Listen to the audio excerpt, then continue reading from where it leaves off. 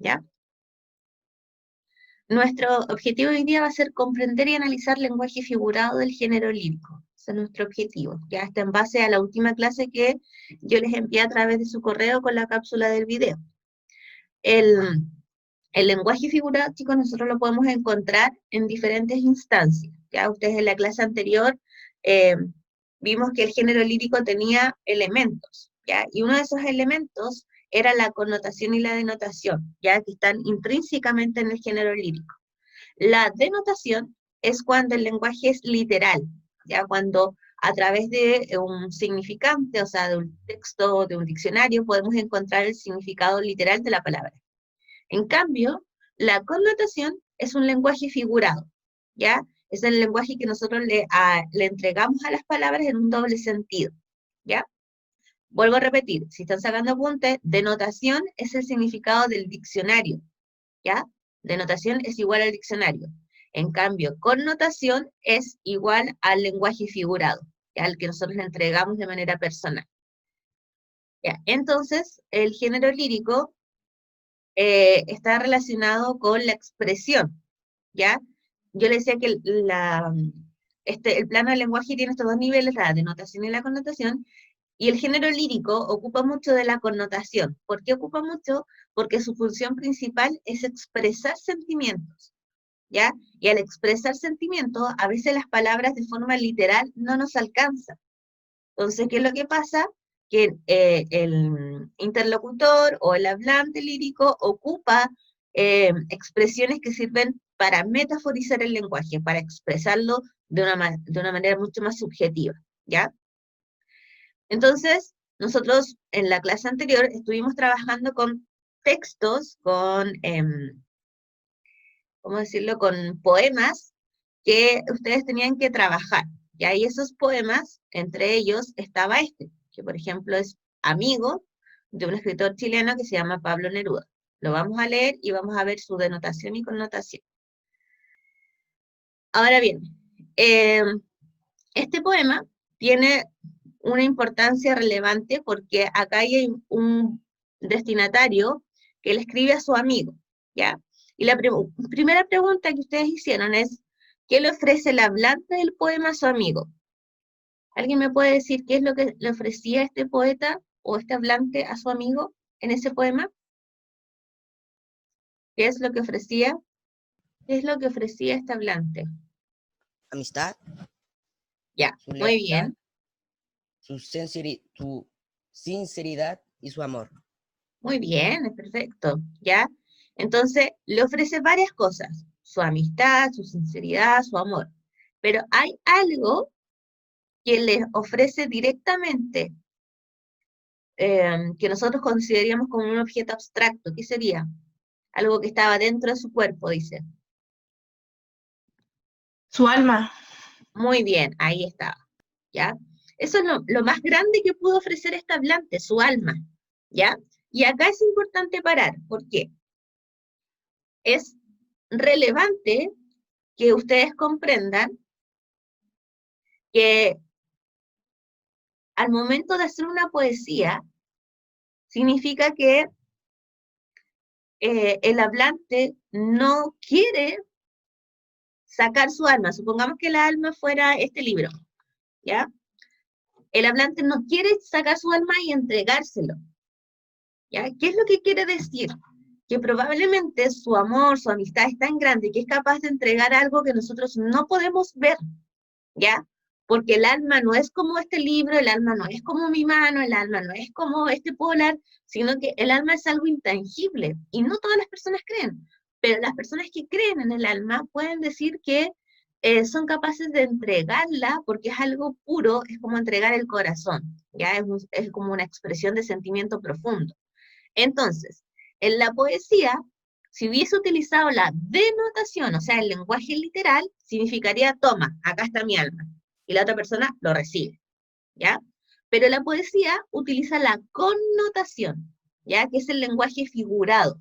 Y al utilizar la connotación o el lenguaje figurado, significa, entregar el alma significa mucho más allá, significa entregar algo que nosotros no podemos ver, ni sentir, ni comprender, ¿ya? Entonces es súper importante que entiendan que en la poesía el lenguaje figurado es mucho más relevante, ¿ya? Mucho más grande incluso que la denotación, ¿ya? Por eso en el lenguaje figurado, que hoy día es como nuestro principal objetivo, tienen que destacar estas dos partes. Primero, la denotación, que es el lenguaje literal, y segundo, la connotación, que es el lenguaje figurado. Y acá ustedes, al identificar que era el alma, no significa que la persona me entregue el alma, porque yo el alma no la puedo tomar, ¿ya? Pero está diciendo que su amistad es tan grande, tan amplia, que puede llevar a eso. Entonces, en la poesía, lo literal no va, ¿ya? Hay que inferir mucho, y por eso el lenguaje figurado es súper importante, y la connotación es súper importante, ¿ya? Por lo tanto, de acuerdo a todo lo que ustedes pudieron leer en los 3 poemas, este es uno solo, ustedes cada vez que leían el poema tenían que inferir, hacer la deducción de ese lenguaje figurado, ¿ya? En el poema también yo le expliqué la clase pasada que existen diferentes elementos. Uno de los más importantes y el primero que siempre identificamos es el hablante lírico, ¿ya? El hablante lírico es en lo que en la narración es el narrador, pero en la poesía se llama hablante lírico. Es una voz ficticia que el poeta le entrega a alguien para que nos cuente la historia. En este caso, ¿cómo se llamaba el poeta de este texto que leímos recién? Pablo Neruda. Muy bien, ese era el poeta, Pablo Neruda. Pablo Neruda le entregó una voz a alguien, a ese hablante lírico. ¿Quién era el hablante lírico? ¿Quién era la voz que estaba hablando? ¿Quién estaba hablando de ese poema? Muy bien, el amigo, ¿ya? Es un amigo, no sabemos si es un amigo que se llama Juan, Pedro, Cristóbal, no lo sabemos. Pero la voz que nos estaba contando ese poema es un amigo, ¿ya? Muy bien. Ahora, el objeto lírico es mi elemento de inspiración en el cual yo inspiro mi poema. ¿Cuál era el elemento de inspiración en ese poema? ¿Cuál habrá sido el elemento de inspiración en ese poema que leímos recién? La amistad entre las dos personas. Ya, pero es algo mucho más específico, porque es a quién le dedico mi poema, entre comillas, a quién estaba inspirado mi poema. ¿Cuál era el objeto de inspiración? Está muy cerquita, pero más específico, Feña. ¿Qué podrá ser? ¿Cuál habrá sido ese objeto de inspiración? Es muy, muy fácil, estaba incluso en el título. El amigo. Exactamente, el amigo, ¿ya? Ese es el objeto de inspiración. Ese es el elemento que le generó la inspiración para escribir de todo. Y ahí nos vamos al siguiente elemento, que es el motivo lírico. El motivo lírico está relacionado con el tema, ¿ya? Si el objeto, ya feña, si el objeto era el amigo, el hablante lírico era otro amigo, sí, ya, porque supongamos que tengo acá en cámara ya, tengo a Joaquín y al Franco. Joaquín Carrasco es la voz del amigo que le dedica el poema a su amigo Franco, ¿ya? Entonces el hablante lírico es la voz de este amigo, Joaquín Carrasco. Su objeto de inspiración fue Franco Santana, ¿cierto? Su amigo. Ahora, entre ellos dos hay un tema que los liga, y ese se llama motivo lírico. ¿Cuál será el tema? ¿Cuál será el tema central entre ellos dos?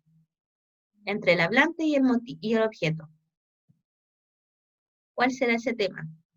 También ya lo dijeron. Amistad. La amistad. Súper, la amistad. Entonces el motivo lírico es el tema principal. Motivo lírico igual tema o idea central. Motivo lírico igual tema o idea central. Entonces, entre el hablante y el objeto, entre Franco y Joaquín, había un tema principal, que era la amistad, ¿ya? Y ahora, si nos metemos mucho más específico, el temple de ánimo es el sentimiento que prevalece durante este poema. ¿Cuál puede haber sido un sentimiento que prevalece durante este poema?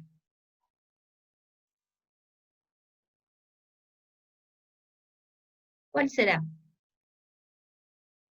¿Qué sentimiento pudo haber prevalecido en este poema?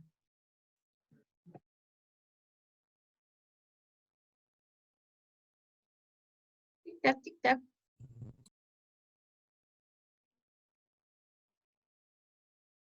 ¿Cuál puede haber sido un sentimiento? Acuérdense que los sentimientos pueden ser positivos, pueden ser negativos, pero ¿qué sentimiento habrá prevalecido en ese poema?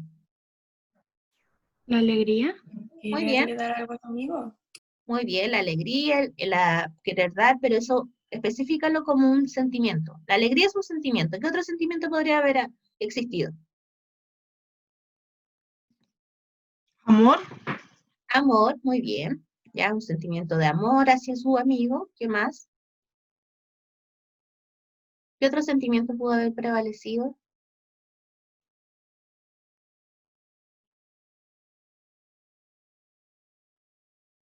¿Cuál pudo haber sido? Tenemos la alegría, el amor. Afecto. Muy bien, el afecto, ¿ya? Entonces, si se dan cuenta, en un mismo poema, en un mismo elemento, podemos identificar todos los elementos que vienen a continuación. Ya sabíamos que el hablante lírico era la voz de este amigo. El objeto lírico era el amigo de este amigo. El motivo lírico era el tema, por lo tanto, la amistad. Y en el temple de ánimo ustedes pudieron encontrar la alegría, la amistad, perdón, el amor, ya el afecto. Entonces, a través de un mismo poema van a estar todos estos elementos, y todos estos elementos configuran el lenguaje figurado, que es con lo que partimos, ¿ya? Todo eso. Pero además, nosotros vamos a agregar un quinto elemento que lo vamos a ver de forma más específica en las próximas clases, ya que son las figuras literarias. Las figuras literarias permiten embellecer el lenguaje, y como permiten embellecer el lenguaje, logra que sea capaz de utilizar el lenguaje figurado de una forma mucho más específica. Hay muchas figuras literarias y nosotros cuando trabajamos en quinto básico vimos las primeras figuras literarias. ¿Alguien se acuerda de alguna de ellas? ¿Figuras literarias? La metáfora. Muy bien, esa era una, la metáfora. ¿Cuál más? ¿Alguien más se acuerda? ¿Alguna que otra? Son hartas, son muchas. La parábola. Casi, casi. Va por ahí igual. Ya, la metáfora, la personificación, la comparación, todas esas figuras, vamos a ver después en las otras clases, permiten embellecer el lenguaje. Y al embellecer el lenguaje, volvemos al principio de nuestra clase, que es como las figuras literarias embellecen el lenguaje, logran un lenguaje figurado, ¿ya? Acá le coloqué dos nombres, figuras literarias o retóricas. Significa lo mismo, ¿ya? Esto es súper importante porque a veces en algunos libros pregunta por figuras literarias y otros libros preguntan por figuras retóricas. Son lo mismo, ¿ya? Son expresiones que sirven para embellecer el lenguaje. ¿Se entiende hasta ahí? ¿O hay algo que quieran preguntar? También lo podemos encontrar en la vida real, ¿ya? Porque nosotros de hecho utilizamos muchas veces diariamente el lenguaje figurado. Ahora bien, ese lenguaje figurado a veces hay que identificarlo y conocer algunos elementos. Yo acá les presento tres expresiones que tienen lenguaje figurado, que hay que inferir. La primera dice, apenas me enteré de la noticia, se me puso la piel de gallina. ¿Qué significa eso? ¿Alguien me la puede explicar? Apenas me enteré de la noticia, se me puso la piel de gallina. ¿A nadie se lo Creo puede que significa, cuando escuché la noticia me dio escalofrío. Muy bien, exactamente, Pablito, ¿cierto? Las gallinas, cuando ustedes le sacan el plumaje, su porosidad es una piel que queda como con poritos. Nosotros cuando nos ponemos nerviosos y tenemos frío, también se nos coloca así la piel y se nos paran los pelitos, ¿ya? Entonces, no significa que cuando se enteró la noticia, de repente su piel se convirtió en gallina. No, porque eso sería denotación, ¿ya? Lo que pasa es que se hace una comparación y por lo tanto ahí hay un lenguaje figurado, porque no quiere decir específicamente que yo me pongo piel de gallina, que de repente me transformo de ser humano a ser gallina, ¿ya? Lo que pasa es que dice que nos parecemos y se nos coloca la piel como si fuéramos gallinas, ¿ya? Entonces, la piel con poritos y con elementos que muestran el nerviosismo, ¿ya? Por eso es lenguaje figurado en la vida real.